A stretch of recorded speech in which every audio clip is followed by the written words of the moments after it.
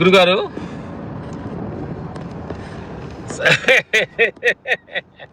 శ్రీనివాస్ తోటి మేము జర్నీ చేస్తూ కొన్ని విషయాల్ని మన అందరి కోసం మాకే తెలుసు మీకు తెలియదనే కాదు, మీకు తెలిసిన కొంతమంది మర్చిపోయారు కాబట్టి గుర్తు చేయడం కోసం మాట్లాడడం తప్ప ఇక్కడ ఈ ప్రపంచంలో ఎవరు తెలివి తక్కువ వాళ్ళు, ఎవరు తెలివి గలవాళ్ళు అంటూ ఎవరు లేరు. అది మటుకు సత్యం. ఎందుకంటే భగవంతుడు సృష్టించిన మనుషులం కాబట్టి అందరం బ్యాలెన్స్గా సృష్టిస్తాడు. మనుషులంటే ఎక్కువ సృష్టించేవాళ్ళు, కానీ భగవంతుడు బిడ్డలంగా మన అందరం కాబట్టి ఆయన ఒకే లేకుండా చేశాడు. కానీ కొంతమంది మర్చిపోయారు, కొంతమంది గుర్తుపెట్టుకున్న వాళ్ళు ఏంటంటే గుర్తుపెట్టుకున్న వాళ్ళు దగ్గరికి వెళ్ళి ఇప్పుడు శ్రీనివాసరావు గారు గుర్తుపెట్టుకున్నాడు అనుకుంటున్నాం అన్నమాట జీవితాన్ని బట్టి కొన్ని విషయాలు. ఎందుకంటే మేమందరం ప్రకృతి ప్రసాద్ గారు, శ్రీనివాస్ గారు, మేమందరం చాలామంది ప్రకృతి నేచర్లో జీవిస్తుంటాం కాబట్టి ఆయన కొన్ని విషయాల్ని అందరూ మాట్లాడుకుందాం సార్. ఇప్పుడు ఏంటంటే పంచభూతాలు ఉండే నీరు, గాలి, ఆకాశం, అగ్ని అన్నీ. వీటిల్లో ఏది గొప్పదని చెబుతాం సార్? చెప్తారు సార్ మీరు? యాక్చువల్గా ఇవన్నీ ఒకే రూపానికి పంచభౌతాత్మికం అండి. అంటే ఒకే రూపాన్ని 5 రకాలుగా చూస్తున్నాం. రూపం ఏంటంటే జీవం. జీవం ఎలా ఏర్పడిందంటే ఈ 5 పంచభూతాల కలయికతోటి జీవం ఏర్పడింది. మనలో ఉన్న జీవుడు. అందుకనే బయట కూడా లోపల కూడా అదే పంచేంద్రియాలు, పంచభూతాలు, పంచేంద్రియాలు పంచభూతాల నుంచి తయారయ్యి పంచేంద్రియాలకు వచ్చింది. దానిలో నుంచి బయట మనం జీవం చూస్తాం. అంటే ఇప్పుడు జీవం, ఇప్పుడు ఈ మొక్క కనపడాలన్నా, ఇన్ని ప్రాణికోటి ఉండాలన్నా, జీవరాశి ఉండాలన్నా సూర్యుడు ఉండాలి, నీళ్లు ఉండాలి, ఆకాశం ఉండాలి, అగ్ని ఉండాలి, వాయువు ఉండాలి. అలానే మనలో కూడా ఈ పంచభౌతాత్మకంగా ఉంటాయి. మనలో గాలి ఉండాలి, జఠరాగ్ని ఉండాలి, ఆకాశతత్వం, బ్రెయిన్ ఉండాలి. అంటే దానికి అబండెన్స్ అంతులైంది కదా, అందుకని దానికి ఆకాశతత్వం.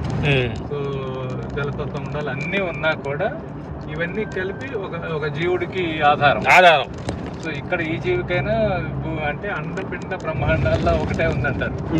ఒక కోడిగుడ్లోనైనా, ఒక పిండంలోనైనా, బ్రహ్మాండంలోనైనా, యూనివర్స్ లో కూడా అలానే ఉంది. సో ఈ పంచభౌతాత్మకం కాబట్టి అసలు ఇది ఎక్కువ, ఇది తక్కువ అనేది లేదు. మనకేంటంటే మరి ఎందుకు మనిషి ప్రతి దాన్ని ఎక్కువ తక్కువ ఎందుకు చూడగలుగుతున్నాడు? ఎక్కడ వచ్చింది ఈ భేదం సార్? మనలో ఉన్న పంచేంద్రియాల్లో భేదం లేదు, పంచభూతాల్లో భేదం లేదు. మన సూచన దృష్టిలో ఎక్కడ భేదం వచ్చింది మనిషికి? భేదం వచ్చిందంటే మనల్ని ఎవరన్నా తక్కువ చూస్తారు, మనల్ని ఎవరో కొంతమంది ఎక్కువ చూస్తారు.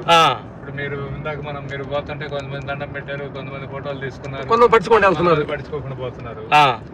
సో దీన్ని బట్టి మనం ఏమనుకుంటామంటే ఒకడికి మీరు చాలా ఎక్కువ, ఒకడికి మీరేం పెద్ద పట్టింపు లేదు. ఓహో, సేమ్ మనుషులే. నేను అదే మనిషిని. ఒకటి చూడకుండా వెళ్ళిపోతున్నాను, ఒకరిని బట్టి రండి సార్, మీరు సార్ మీ ఫ్యాన్ అని దండం పెడుతున్నాడు, ఒకటి ఫ్యాన్ అంటాడు, ఒకటి కుటుంబాన్ని అంతా కాసేపు ఉండండి సార్ పిలిపించి ఫోటోలు అన్ని తీసుకున్నారు. అట్లా మనలో ఉన్న తారతమ్యం అనేది మన ఆలోచన శక్తి స్థాయి. నిజమైన ఆలోచన ఉన్నోడికి అసలు స్థాయి భేదం లేదు, ఒకటే. అన్నమయ్య చెబుతాడు కదా, బ్రహ్మాండమైన రాజు అయినా సరే, చండాలుడైనా సరే, ఇద్దరు నిద్రించే స్థానం అదేరా బాబు. ఏదైనా వల్లకాడులో అంతవరకే. అంటే మొత్తం చూసినోడికి ఇప్పుడు మీరు ఒక 3000 అడుగులు పైనుంచి చూసారు అనుకోండి, ఒక విమానంలో నుంచి భూమి అంతా చాలా సదరంగా కనపడుతుంది. మీరు దిగిన తర్వాత ఇక్కడ అన్ని కనపడుతుంది. అంటే ఒక మనిషి ఏ స్థాయి నుంచి ప్రపంచాన్ని దర్శిస్తున్నాడు అనే దాన్ని బట్టి ఈ చిత్రాలు కాకపడతాయి.